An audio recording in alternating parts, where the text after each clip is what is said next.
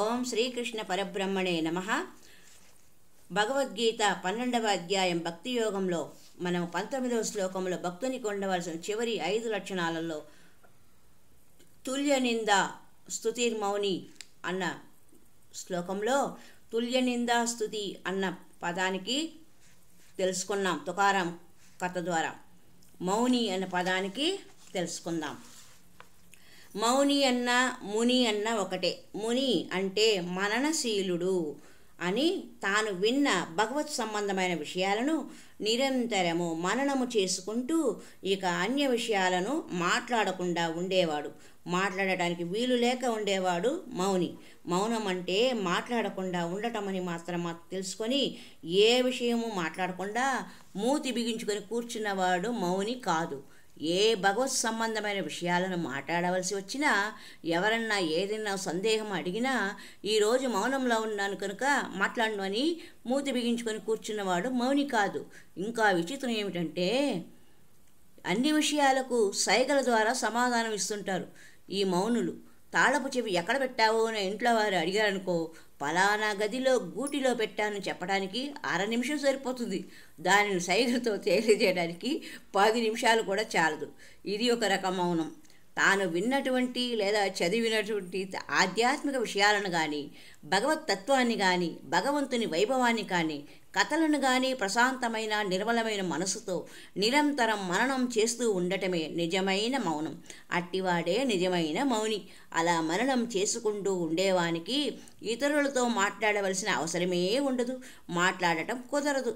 అందువల్ల వ్యర్థమైన విషయాలకు ఆస్కారం లేదు. ఒకవేళ తప్పనిసరి అయితే 1-2 మాటలు క్లుప్తంగా మాట్లాడినా పర్వాలేదు. అసలు ముఖ్యంగా గమనించవలసిన ఒకటే, మనము భగవత్ సంబంధిత విషయాలను మననం చేస్తూ ఉన్నామా లేదా అని మాత్రమే. అతడే మౌని. అతడంటేనే భగవంతునికి ప్రీతి. అంతేకాని కేవలం వాగ్బంధనం చేసి వ్యాపారాలు, ఉద్యోగాలు, డబ్బు సంపాదన, లంచాలు, రాజకీయాలు, లోకాభిరామాయణం మొదలగు విషయాలను తలుచుకుంటూ నిర్ణయాలు తీసుకుంటూ ఉండటం కాదు. దీనిని బట్టి మౌనం అంటే మూగబోవలసింది మనసే కానీ వాక్కు కాదు అని గ్రహించాలి. అసలు వాక్కు 4 విధాలు.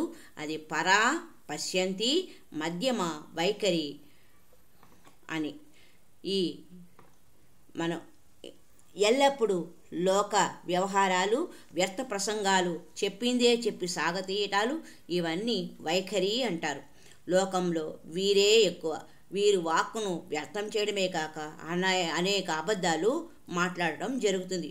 కొందరు ప్రాపంచిక విషయాలు, వ్యర్థ ప్రసంగాలతో పాటు అప్పుడప్పుడు భగవత్ సంబంధమైన విషయాలు కూడా మాట్లాడతారు.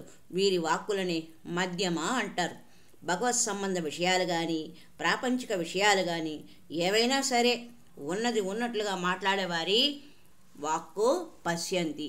పూర్తిగా ఆత్మకు సంబంధించిన విషయాలు, పరమాత్మతత్వాన్ని తెలిపే వేదాలు, ఉపనిషత్తులు, భగవద్గీతలకు సంబంధించిన విషయాలు మాత్రమే మాట్లాడితే ఆ వాక్కును పరా అంటారు.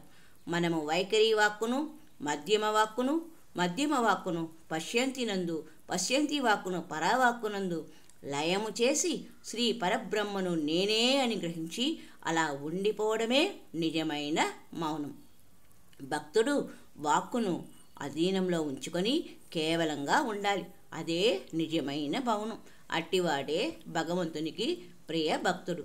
ఇప్పుడు మనము తుల్యనింద స్తుతి మౌని అన్న పదము అర్థము తెలుసుకున్నాం. 3వ పదమైన సంతుష్టో ఏనకేన చిత్ అన్న పదానికి తెలుసుకుందాం మరి ఒక సంచికలో. హరి ఓం తత్సత్.